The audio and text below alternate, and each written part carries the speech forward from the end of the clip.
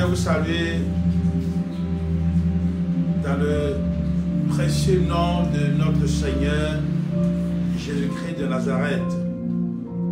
C'est lui le roi de gloire, c'est lui le Seigneur des seigneurs. C'est en lui que réside toute la plénitude de la divinité.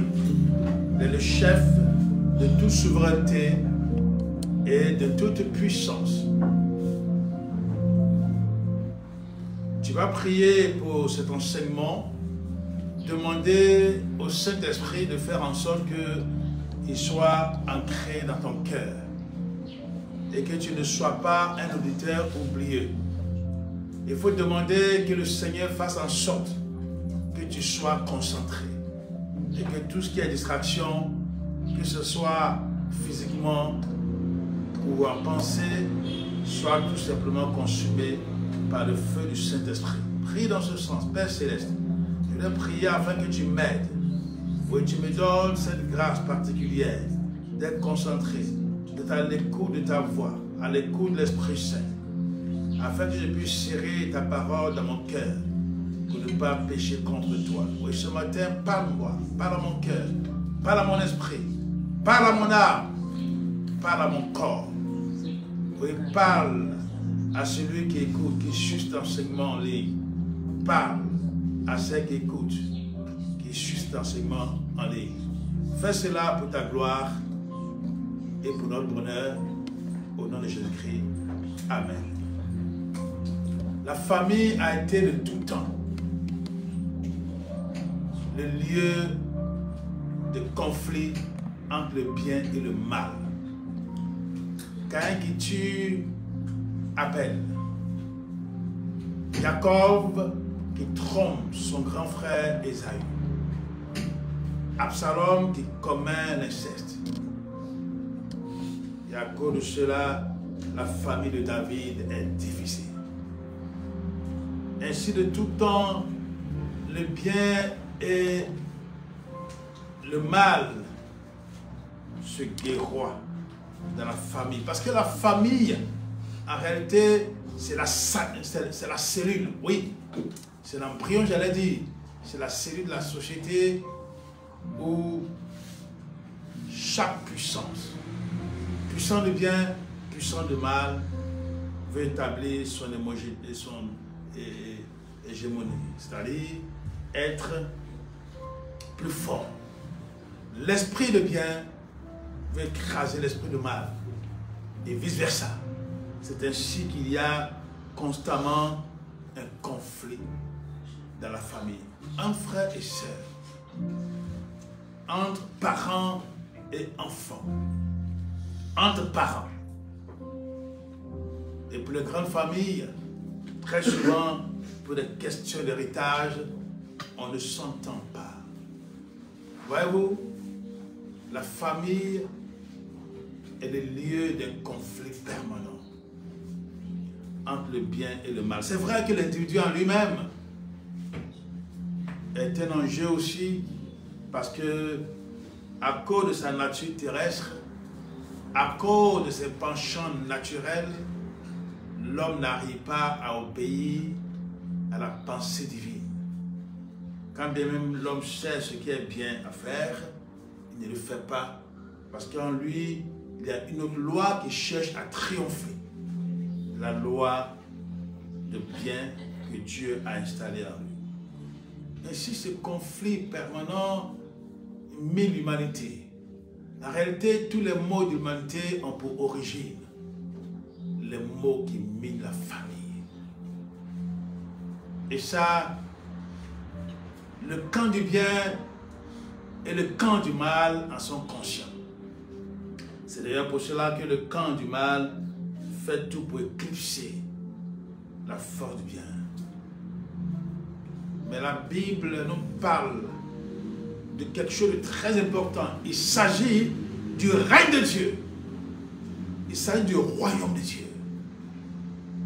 Quand ce royaume s'établit dans une famille, quand ce royaume est établi, quand le règne de Dieu est établi dans une famille, dans une institution, dans une entité, alors le conflit est gagné. La bataille est gagnée par le Seigneur, par la puissance de bien. Voyez-vous, l'Église en fait les frais. Aujourd'hui, c'est vrai, les différentes dénominations qui composent l'Église tentent tant bien que mal d'avoir le plus grand nombre de fidèles. Oui, telle dénomination dira, nous avons tel nombre de fidèles. Telle autre dénomination dira, nous en avons autant. Nous avons ceci. Et on cherche à gagner des âmes. On cherche à gagner en réalité des fidèles. Mais on ne s'occupe pas du bien-être de ces fidèles dans leur quotidien, c'est-à-dire dans leur famille. Parce que c'est là que la guerre bat son plein. C'est là qu'il faut agir. C'est là que la bataille doit être gagnée pour Dieu. Et c'est pour cela que quand Christ est venu, il a appelé les gens à la repentance, au changement, à la transformation, à la métanoïa, au changement d'idée, au changement de pensée, au changement de direction. C'est très important. Il enseignait sur le royaume de Dieu. Et le royaume des cieux, c'est ce qu'on dit aussi, c'est comme ça qu'on appelle le royaume de Dieu. Le royaume des cieux doit être établi en chaque homme. D'ailleurs, dans le Notre Père, la prière moderne qu'il enseignait à ses disciples, il a dit, priez afin que le règne de Dieu s'établisse. Parce que si le règne de Dieu est établi, c'est que c'est Dieu qui est roi dans mon cœur. C'est pour ça que dans 1 Corinthiens chapitre 3, verset 16, il est parlé de l'homme, de l'être humain, comme étant le temple de Dieu. Paul a dit, vous êtes chacun individuellement temple de Dieu et aussi de façon collective. De façon collective, il s'agit de l'Église. Dans Luc chapitre 17, verset 20 à 21. Luc chapitre 17, verset 20 à 21. Il est dit, verset 20, un jour les pharisiens lui demandaient à Christ Jésus quand le règne de Dieu arriverait.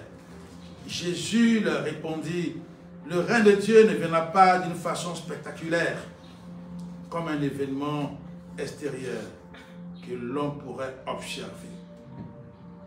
Dans le verset 21, il ajoute, les gens ne pourront pas dire, venez, il est ici, ou il est là, car notez-le bien, le règne de Dieu a déjà commencé.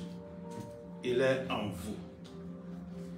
Oui, le Seigneur Jésus-Christ de Nazareth appelait les gens à la repentance. Il disait, changez, car le règne des cieux est tout proche. Matthieu chapitre 4, verset 17. Repentez-vous, car le royaume des cieux est tout proche. Avant son emprisonnement, Jean-Baptiste en faisait autant. Le précurseur aussi prêchait la repentance. Dans Matthieu chapitre 3, verset 2, il est écrit « Changez, car le règne des cieux est proche. Repentez-vous, car le règne des cieux est proche. » Matthieu chapitre 3, verset 2. Oui, vous avez deviné, le sujet de ce matin porte sur le royaume des cieux, ou règne des cieux. C'est aussi appelé règne de Dieu. Et c'est aussi appelé royaume de Dieu. C'est un concept qui sert à décrire là où, quand la volonté de Dieu est accomplie. C'est-à-dire toutes les fois où la volonté de Dieu est accomplie par l'homme, toutes les fois où l'homme obéit à Dieu, c'est ça le règne de Dieu. Parce qu'on considère Dieu comme étant le roi. Et son esprit contrôle toutes choses. C'est ça le règne de Dieu. Quand quelqu'un est roi d'une entité, cela veut dire que c'est sa discipline qui règne. C'est ce qu'il décide qui règne. Le royaume de Dieu, c'est l'état où l'être humain est temple de Dieu. Oui, c'est l'état où une communauté est temple de Dieu. C'est ce que nous avons cité d'ailleurs dans 1 Corinthiens, chapitre 3, verset 5. C'est lorsque notre vie est la reproduction de la vie de Christ Jésus. Galates chapitre 2, verset 20. C'est quand nous vivons sous le contrôle de l'Esprit de Dieu. C'est ce qu'il nous dit dans Romains chapitre 8, verset 9. Quand tu vis sous le contrôle de l'Esprit de Dieu, le royaume de Dieu est établi dans ton cœur. C'est pour ça que Christ a dit, l'eau que je te donnerai deviendra une source jaillissante. Et cela jusque dans la vie éternelle. C'est ce qu'il a dit à la femme samaritaine dans Jean chapitre 4, verset 14. Mais ce que Christ a dit à la femme samaritaine, il le dit à chacun d'entre nous. Et comme je l'ai dit, c'est pour ça que dans la prière modèle, dans Luc chapitre 11, verset 2, on peut voir ça aussi dans Matthieu chapitre 6, verset 10, Jésus a dit, priez afin que le règne de Dieu s'établisse. L'Église est la manifestation terrestre du royaume de Dieu. Oui, le corps de Christ sur la terre, dans chaque nation, dans chaque localité, est la manifestation terrestre du royaume de Dieu. C'est à travers elle, c'est à travers l'Église, en réalité, que l'on expérimente le règne de Dieu. Oui, c'est à travers l'individu que tu es, toi qui as décidé de marcher avec Dieu, c'est à travers toi que la souveraineté divine, l'autorité divine se manifeste.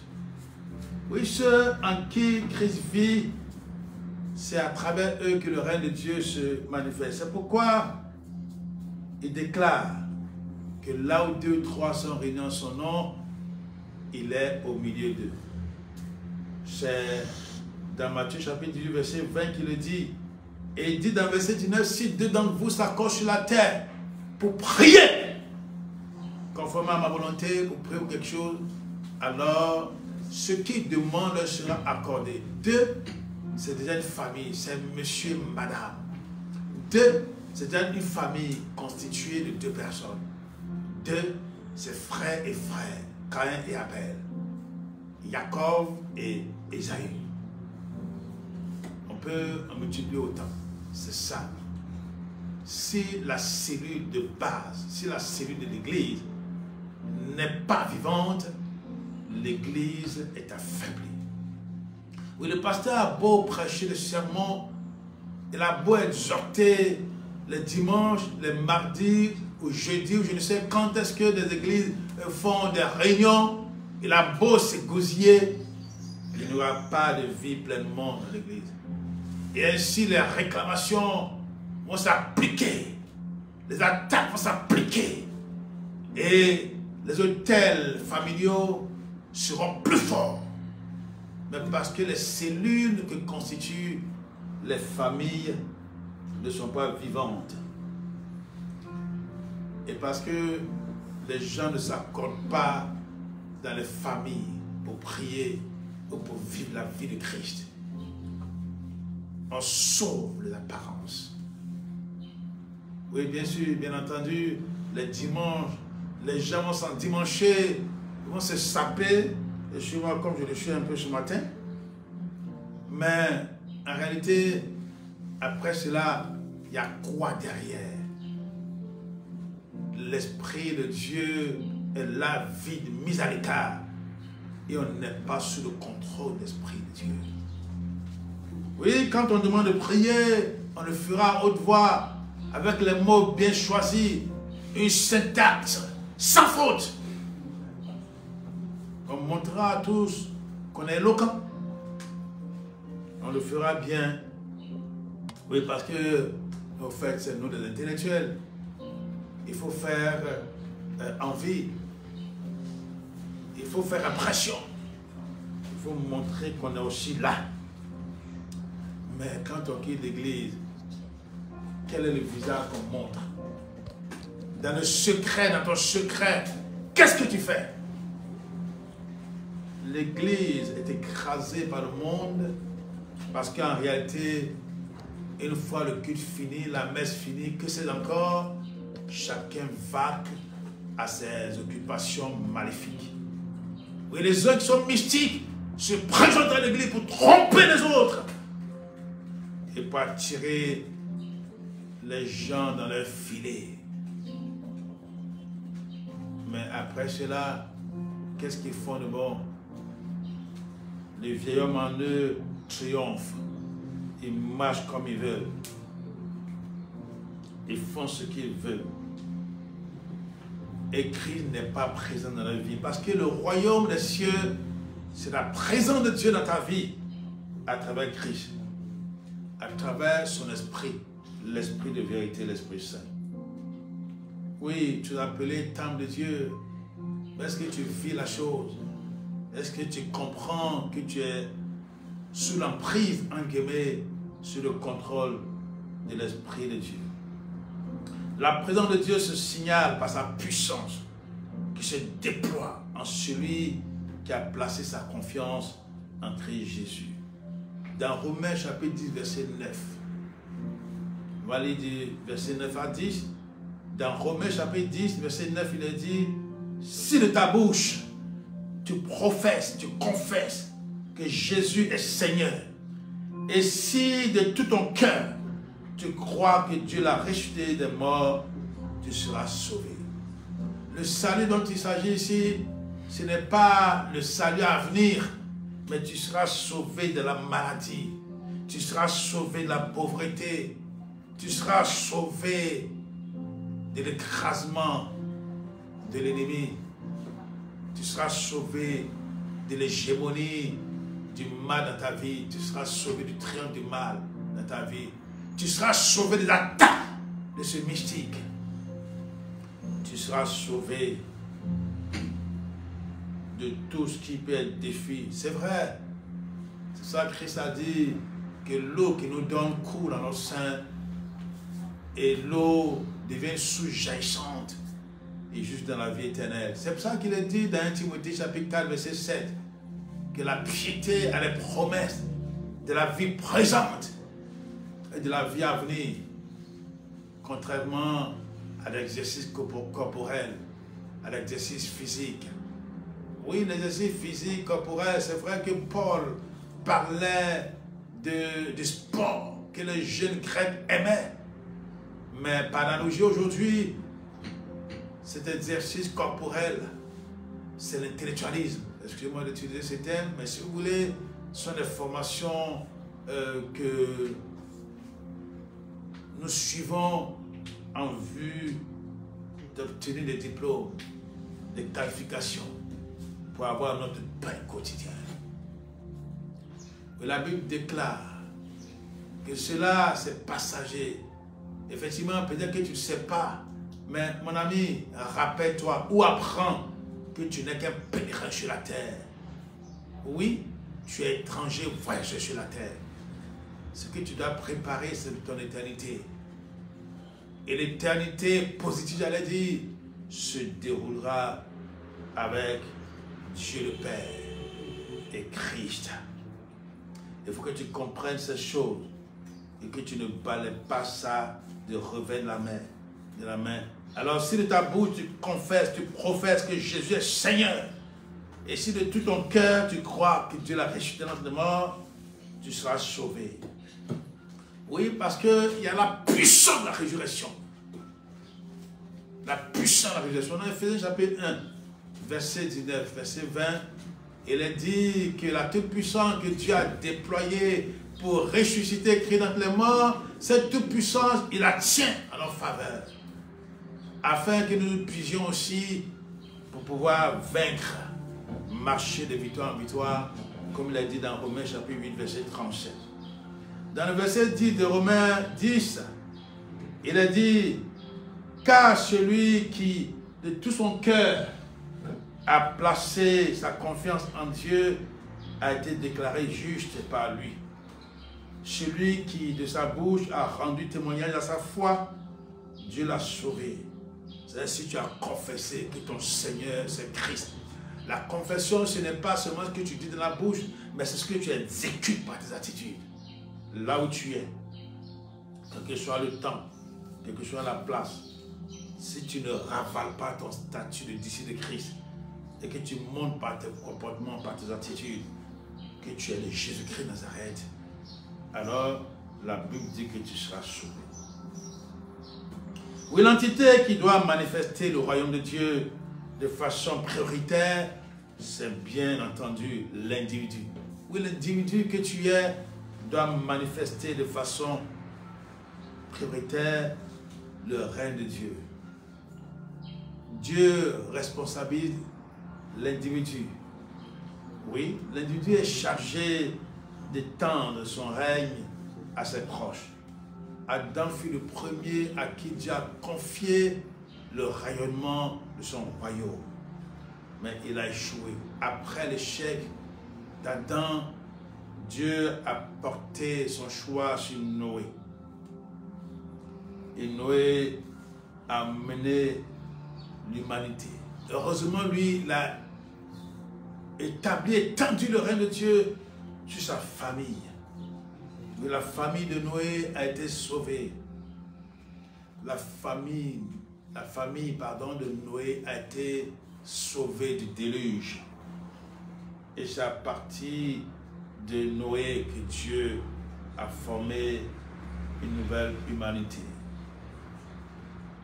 Mais les gens humains se corrompaient. Les gens devenaient idolâtres.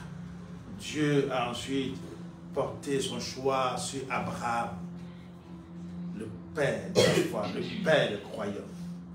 Oui, après Noé, Abraham a obéi au père, qui lui a dit de quitter sa patrie et d'aller là où il lui montrera qu'il doit établir son règne. Et Abraham a obéi. Dans Genèse chapitre 12, versets 2 à 3. Il a obéi, Dieu l'a béni. Et Dieu lui a dit, Abraham, par toi seront bénis tous les peuples de la terre. Et ainsi, après Abraham, c'est Jacob Israël. Jacob Israël, c'était à lui que revenait la responsabilité d'établir la première église. Et la Bible nous dit que cette église était constituée de 110 membres. Une communauté de 110 membres qui allait séjourner en Égypte. C'était dans le monde. Et là, Dieu a manifesté son règne. Et le royaume de Dieu a été consolidé par les 10 plaies dont il a frappé l'Égypte, qui s'était emmuré dans le camp du diable. Et Dieu a frappé et jugé cette puissance. Et ainsi, la Bible nous dit qu'à Goshen, c'était la lumière. À Goshen régnait le royaume de Dieu, j'allais dire, pour faire du pléonasme. Oui, Dieu régnait à Goshen. Alors que tout le territoire égyptien était couvert de ténèbres. À Goshen, c'était le règne de Dieu. La puissance de Dieu se manifestait. Oui, mon ami, ta famille, c'est Goshen. C'est le Goshen moderne. Là, Dieu doit manifester sa puissance, son règne. Ça veut dire que si tu te déplaces avec ta famille, le règne de Dieu se déplace. Là où tu passes, Dieu te donne ça. Tout Dieu que foulera la plante de votre pied, je vous le donne en héritage. C'est-à-dire, le règne de Dieu va t'accompagner partout où tu vas. C'est pour cela que, cher ami, il n'est pas normal que les ténèbres règnent dessus de ta famille. Ce n'est pas normal. Ce n'est pas normal.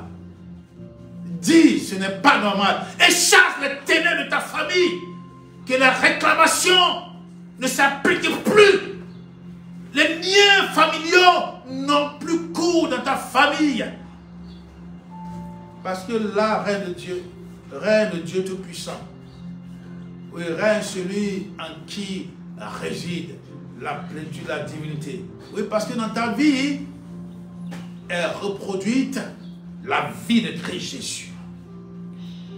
Celui qui a manifesté la toute-puissance de Dieu sur la terre, qui a ressuscité des morts, qui a guéri des maladies dites incurables. Des gens qui souffraient depuis une trentaine d'années, Christ est venu, il a prononcé leur délivrance. Des gens qui souffraient depuis plus d'une dizaine d'années, Christ est venu la prononcer la guérison. Mais remarquez que c'est sur la base, sur le fondement de la foi de cet individu. Christ a pleuré sur des villes où il n'a pas pu faire de miracle parce qu'il avait l'incrédulité là. Oui, si tu veux que le règne de Dieu soit effectif pour toi, repens-toi, change de vie, change de vie. Comme Christ lui-même l'annonçait. Nous l'avons dit dans Matthieu chapitre 4 verset 17. Et c'est Christ lui-même qui a dit dans Matthieu 6, 33, préoccupez-vous donc en premier lieu du règne de Dieu et de ce qui est juste à ses yeux. Alors, tout le reste vous sera donné par-dessus le marché. Par-dessus tout ça, c'est Parole vivante qui dit ça ainsi.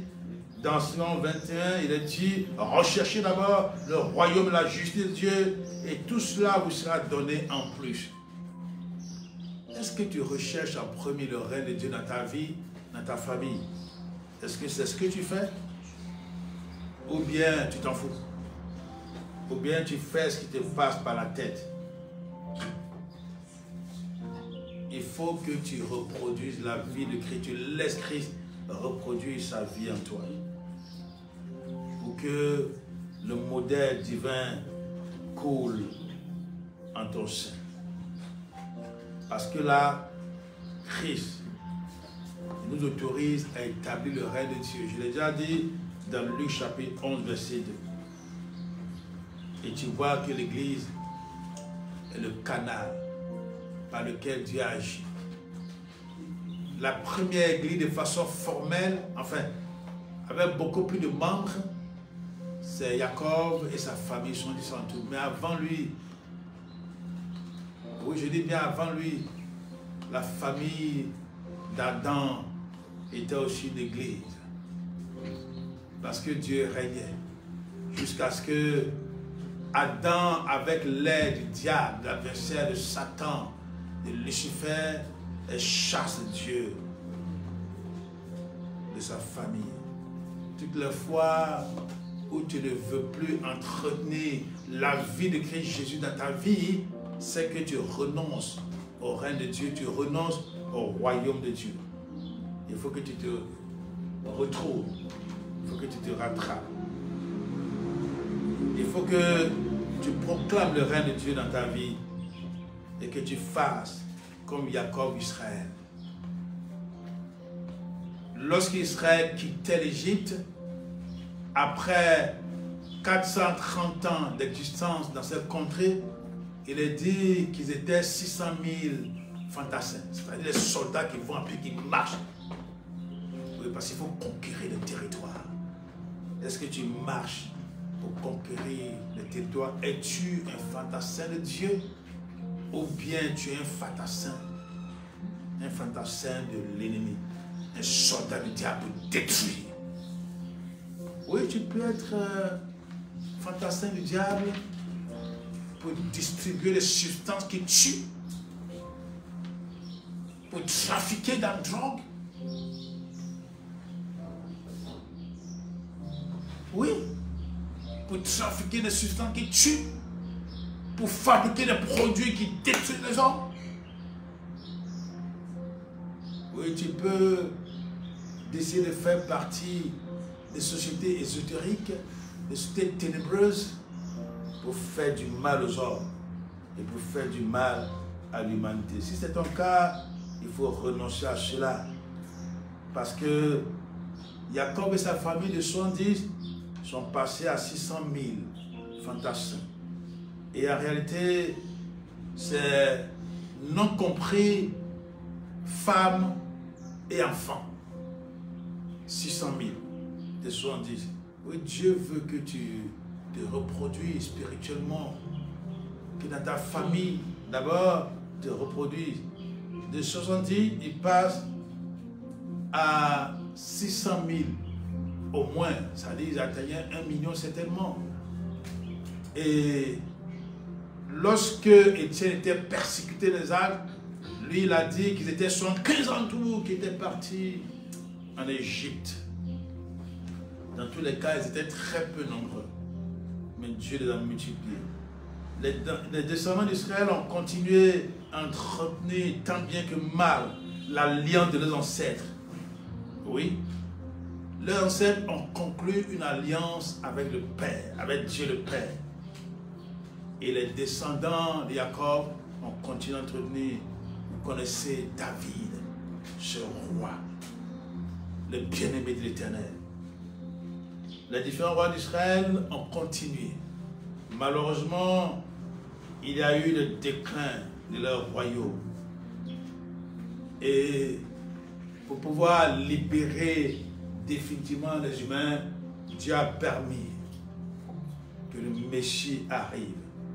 C'est pour cela qu'il est dit dans la parole de Dieu que tous les, je crois que c'est dans Colossiens chapitre 2 verset 17, il est dit que tous les rites qui ont précédé Christ n'étaient que l'ombre des choses à venir, mais que la réalité se trouvait en Christ Jésus. La réalité, c'est-à-dire le corps qui projetait une ombre sur les siècles précédents, la venue directe de Christ. C'était les symboles et les images de ce que Christ représentait et faisait. Oui, parfois on dit, mais comment croyez-vous que les autres faisaient des miracles? Les Moïse et autres faisaient des miracles. Mais c'était l'ange de l'Éternel qui était avec eux. Christ est le sauveur, le véritable. Le Messie qui est venu couronner le plan de salut de Dieu. Ce plan de salut qui a commencé. C'est pour cela que lorsque Christ est venu, il a rassemblé les disciples en leur montrant le modèle divin. Comment adorer le Père. Jean 4, 24. L'adorer en esprit et en vérité. Oui, aujourd'hui nous adorons le bâtissement, j'allais dire, de temples, de grands temples. Non, l'église, ce ne sont pas des temples. Ce n'est pas ça. L'église, c'est l'individu en qui Christ habite. C'est les deux ou trois en qui Christ habite. Et parmi lesquels Christ se trouve. C'est la congrégation où Christ se trouve. Où sa toute-puissance se manifeste. C'est ça l'église. Mais ce ne sont pas les bâtiments où on va pour accomplir des rituels. Et lorsqu'on retourne à la maison, dans son travail, toute la semaine, on fait ce qui nous semble bon. On fait ce qu'on veut. Oui. La Bible nous dit que nous sommes transplantés par Dieu dans le royaume éternel de son Fils bien-aimé. Éphésiens chapitre 2, verset 6. Colossiens chapitre 1, verset 13. Éphésiens chapitre 2, verset 6. Colossiens chapitre 1, verset 13. Christ a dit, mon royaume n'est pas d'ici-bas. Jean 18, 36, il dit, si mon royaume était ici-bas, j'aurais fait appel à mes sujets pour qu'ils combattent pour moi. Mais mon royaume n'est pas d'ici-bas. Oui, le royaume de Christ se trouve dans les lieux célestes. C'est de là que le Saint-Esprit est descendu. C'est de là que Dieu t'amène du secours. C'est pour cela que tu dois garder le correspondant de Dieu dans ta vie. C'est la vie de Christ. Afin que le règne de Dieu se manifeste pleinement dans ta vie. Nous devons manifester le règne de Dieu en nous-mêmes et dans nos familles. Comme je le disais tantôt, la famille, c'est la cellule qui consolide la communauté. C'est la communauté, l'église est dynamique lorsque les familles le sont. Une cellule ancrée sur Christ, elle est forte et elle soutient l'église. Toutes les communautés qui procèdent par grille de maison, par cellule, sont des communautés triomphantes, sont des communautés fortes, où la puissance de Dieu se manifeste. Malheureusement, la vie chrétienne n'est pas entretenue dans beaucoup de familles. La parole de Dieu déclare, et nous lisons dans Romains chapitre 14, du verset 17 au verset 19. Romains chapitre 14, verset 17. Ce n'est pas en réglementant de manger, de boire, que vous allez promouvoir le règne de Dieu sur vous. Oui, parce que ceux à qui Paul écrivait, il m'a dit non, on ne doit pas manger ceci, on ne doit pas manger cela, et tel jour-là, c'est pas bon, c'est pas un jour propice. C'était les lois comme ça qu'ils partageaient, ils discutaient de ces choses-là. Et Paul leur a dit, ce n'est pas réglementaire de manger, de boire, que vous allez promouvoir le règne de Dieu sur vous. Ce règne consiste à nous rendre justes et à nous donner la paix et la joie par l'Esprit Saint. Oui, qui provoque la joie, la paix en toi? La drogue que tu consommes? La chasse que tu fais aux jeunes filles ou aux jeunes hommes? C'est la boisson qui te procure ça? La parole de Dieu t'appelle à avoir la paix et la joie par le règne de Christ en toi, par le règne de l'Esprit Saint en toi. Le verset 18 de Romains 14 dit ceci: celui qui agit ainsi est un vrai serviteur de Christ, agréable à Dieu et estimé des hommes. C'est-à-dire, celui qui cherche la joie et la paix par l'Esprit Saint, en se mettant sous le contrôle de l'Esprit Saint, il est agréable à Dieu. Verset 19, pensons donc toujours à favoriser la paix et la bonne entente. Appliquons nos efforts à nous faire progresser les uns les autres. Ainsi, nous contribuerons à l'avancement de l'édification de Dieu. À l'avancement de l'édifice de Dieu. Oui, qu'est-ce que tu fais dans ta famille?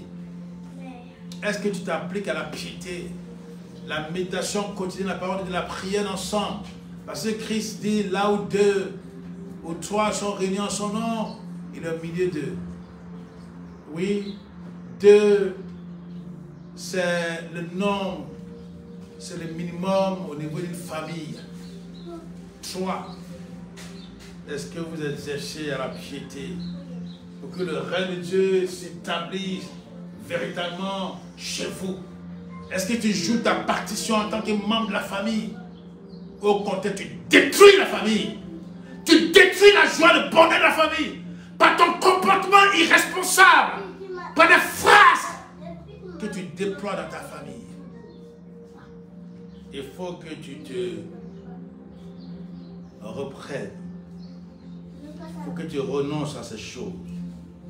Il faut penser à favoriser la paix et la bonne entente dans ta famille. Il faut que tu puisses aider les gens à progresser, à avancer dans la connaissance de Dieu. L'exercice de la piété doit s'appliquer dans ma vie et dans celle de mes proches avant même qu'ils ne s'étendent au-delà par mes soins, les soins de ma famille. Oui, tu viens à l'église où tu apportes la prédication, l'enseignement, mais que fais-tu du règne de Dieu dans ta vie? Tu es zélé pour être responsable. Oui, tu es diacre. Qui c'est encore? Tu es ancien. Oh, pauvre. C'est regrettable. Tu es premier responsable. Responsable de jeunesse. Mais le règne de Dieu n'est pas en toi, mon ami. Tu joues du cinéma. Tu as une pièce que tu as écrite et que tu manifestes ainsi devant les gens. Il faut que tu laisses les choses aller de l'intérieur vers l'extérieur. Tu dois conquérir par la puissance de Dieu qui agit en toi. La parole de Dieu déclare dans Ésaïe chapitre 54, verset 13, que tous tes fils seront disciples de l'Éternel et grande sera leur prospérité. Prospérité matérielle, prospérité intellectuelle, prospérité professionnelle, sociale, etc.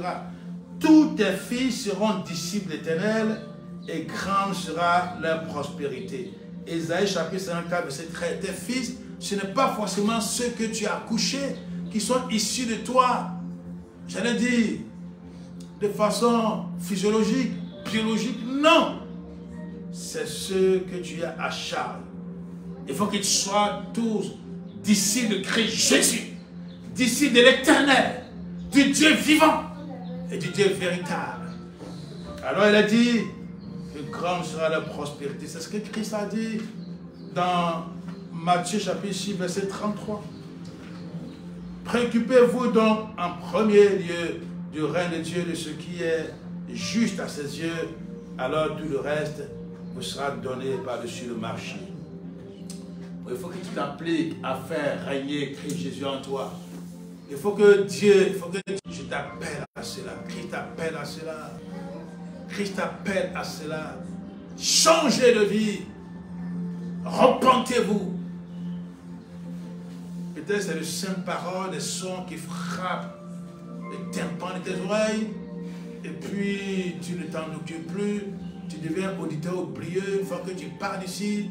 Une fois que tu as parcouru ça un peu sur le net, tu laisses tomber. Non, mon ami, prends Dieu au sérieux. Prends Jésus-Christ au sérieux. Prends les choses au sérieux. Pour la gloire de Dieu et pour ton bonheur. Que le règne de Christ s'établisse. Que le règne de Dieu s'établisse dans ton cœur.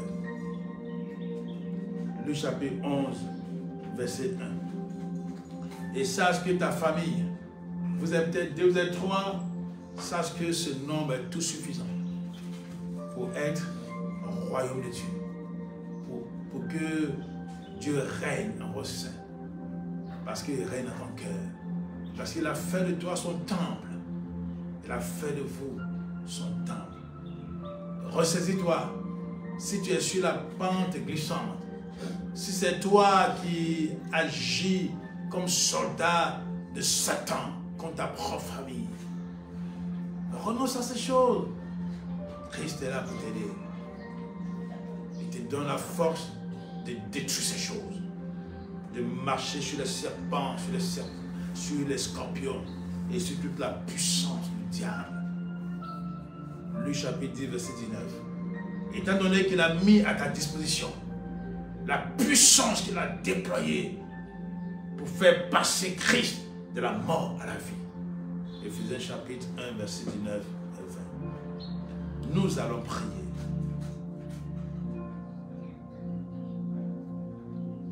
Je t'invite à réfléchir, à méditer ce que tu viens d'entendre. Il faut te demander si Christ règne en toi.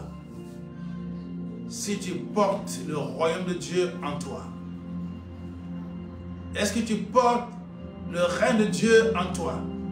Est-ce que tu obéis à Dieu avec le corps qu'il t'a donné? Est-ce que tu lui obéis avec cette occasion, cette opportunité qui te donne d'exister sur la terre, d'exister parmi les hommes? Est-ce que tu laisses Christ reproduire sa vie en toi? Est-ce que tu as les mêmes sentiments qui étaient en Christ? Ressaisis-toi, cher ami, parce que le temps est venu de conquérir en tant que fantassin de Christ Jésus.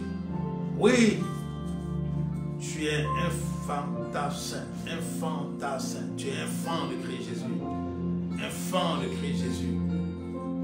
Tu es un fan de Christ Jésus, un fantassin de Christ Jésus. Il faut que tu te le dises, il faut que tu t'en convainques, parce que Dieu veut t'utiliser. Son règne en toi, et l'eau que tu as donnée coule en ton sein, devient une source jaillissante jusque dans la vie éternelle. Oui, parce que cette vie de Dieu est celle-là qui garantit ton éternité. Si tu fais semblant devant les gens, alors tu vois que tu vas te vomir de sa bouche parce que tu n'es ni froid, tu n'es ni chaud, tu es tiède. La tiédeur ne fait pas partie des paramètres divins. Soit tu es froid, alors tu es le camp de l'ennemi, soit tu es chaud pour Christ et tu es le camp de Dieu. Laisse-toi envahir par l'Esprit de Christ.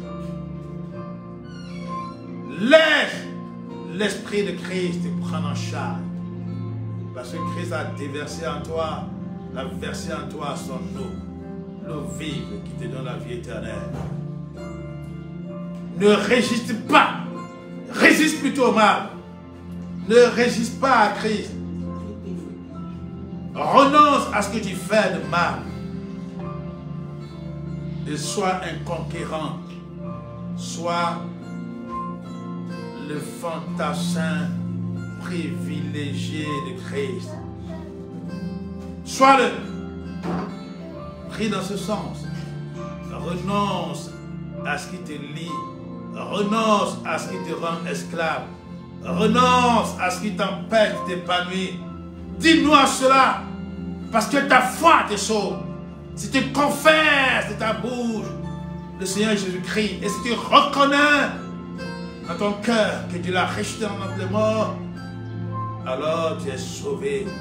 Sauvé de cette situation inconfortable. Sauvé de cette position inconfortable. Crie au Seigneur, crie-lui. Dis-lui, help me, I'm drowning. Oui, je me noie. Sauve-moi, Seigneur. Crie-le-lui.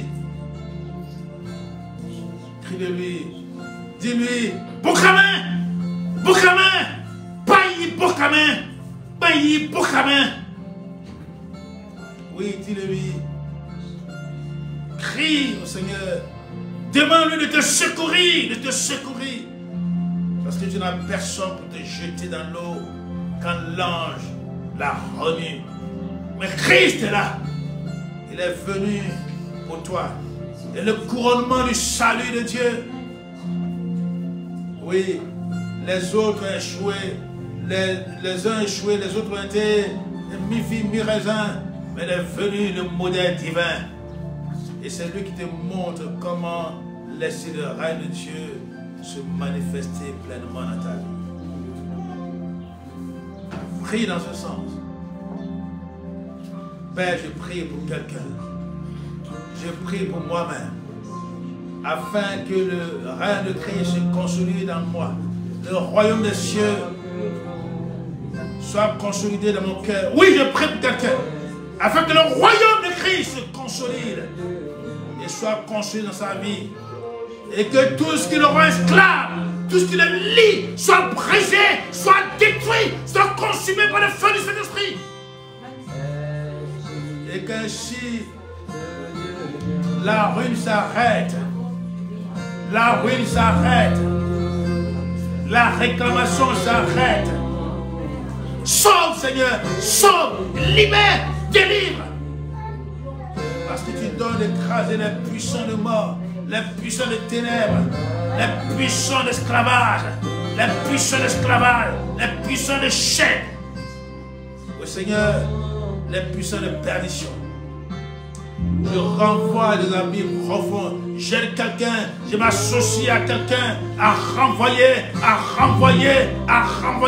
les puissants des ténèbres, les puissants de drogue, les puissants d'ivrognerie, les puissants de servitude, les puissants d'addiction. Oh, je les écrase, je les ramasse, je les projette dans la vie profonde. Et tous ceux qui adulent, tous ceux qui travaillent avec eux, tous ceux qui les convoquent pour travailler avec eux, je renverse ces auteurs au nom de Jésus-Christ. Pour la puissance de la foi, je frappe de ruine les projets. C'est ta parole qui déclare dans Job 7:12 que tu anéantis les projets des hommes méchants, des hommes riches, de ceux que les mains ne peuvent plus accomplir. Qu'il en soit ainsi. Ceux qui mirent la jeunesse. Seigneur Jésus, ta parole dit, l'Église va de l'avant. Et les portes de l'enfer ne prévaudront point contre elle. Où l'ennemi ne pourra rien faire contre l'Église. Je proclame ta parole. Je proclame ta parole. Et le cœur avec quelqu'un qui est écrasé, qui souffre de ces choses, c'est sur le cœur avec lui. Et je proclame ta parole qui libère, qui délivre, qui guérit. Et qui arrête les catombes. Qui arrête les catombes. Qui arrête les catombes dans cette famille. Qui arrête les catombes parce que ta parole déclare dans Galates 3,13, que les malédictions, nos malédictions, tu les as portées. De sorte que les malédictions n'ont plus cours, contre nous. Prie, prends la décision, prie. Dis-toi que Christ t'a libéré à la croix de Golgotha. Il est dit qu'il a identifié tous les démons, toutes les puissances. Il les a désarmés. Ça veut dire qu'il a plus puissants, qui sont plus forts pour te contrôler. Pourvu que tu acceptes que Christ règne en toi. La condition, c'est que tu confères de ta bouche le Christ Jésus. Et que tu reconnais dans ton cœur que Dieu l'a ressuscité en mort. La résurrection de mort implique la libération de ton esclavage, implique la libération de ton addiction, implique la libération de l'ivrognerie, la libération de la drogue, la libération de toutes sortes de convoitises et de toutes sortes de liens. Quand tu pars de jeune fille, tu vas de jeune fille en jeune fille, de jeune homme en jeune homme, de saint ou bien de femme en femme, d'homme en homme, d'escroquerie en escroquerie. Le Seigneur dit, tu te libères. Il faut que tu crois dans ton cœur que Dieu a ressuscité Christ de la mort pour ta libération sur tous les plans. Y a-t-il un domaine de ta vie où tu es retourné esclave? Y a-t-il un domaine de ta vie où tu n'en peux plus? Y a-t-il un domaine de ta vie où tu n'en peux plus? Il faut que tu décides toi-même. Il faut que tu décides de pouvoir en être libéré. Et que tu fasses appel à la puissance de la résurrection que Dieu a déployée pour ressusciter dans les morts. La mort, c'est l'ennemi numéro 1 des hommes. Si la mort a été vaincue, ça veut dire qu'il n'y a rien qui puisse résister au Père. Ce n'est pas ton addiction qui te conduit vers la mort, ton addiction à la drogue, à la boisson, à je ne sais quoi te conduit vers la mort. Ce n'est pas ce que Dieu ne peut pas briser. S'il a brisé la puissance de mort pour que la vie rejaillisse en Christ, pour qu'il passe de la mort à la vie et de faire pour toi. Mais est-ce que toi-même tu acceptes cela? Ce n'est pas une affaire de religion. Ce matin, je ne te parle pas de religion. Je te parle du règne de Dieu dans ton cœur, dans ta vie, dans ta famille, dans ta nation et dans le monde. Du règne de Christ comme cellule de ta communauté, comme cellule de ta religion. Si tu acceptes que le règne de Christ Jésus soit dans ta famille et que ta famille ainsi soit renouvelée, redynamisée, reconstruite, alors tu verras combien ta communauté redeviendra dynamique. Oui, vous avez mis vos communautés sous les témoins parce que ce que vous privilégiez, c'est qu'on vienne en abondance, qu'il y ait beaucoup de fidèles et que ce que vous désirez croisse, augmente. Mon ami, fais-le pour le changement. Christ a dit, repentez-vous, changez de vie. C'est ça la métanoïa, changer de mentalité, transformer pour que l'Église connaisse une vie de puissance. Une vie de puissance. Hier, j'écoutais une émission où les gens se plaignaient. Oui, dans les familles, on ne peut plus contrôler les enfants. Ils s'adonnent à la pornographie aisément sur les réseaux sociaux. Mais si Christ est dans son cœur, si le royaume des cieux s'établit dans son cœur, alors il aura soif de la présence de Dieu dans sa vie. Et non pas soif de plaisir éphémère qui ne font que conduire à la mort. Mon ami, je te mets au défi.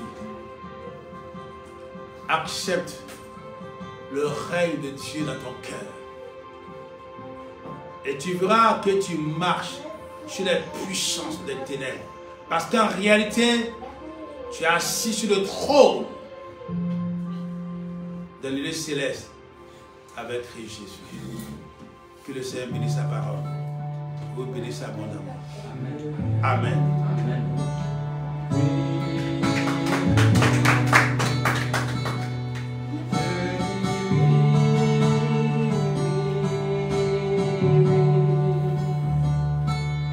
Oui, Seigneur.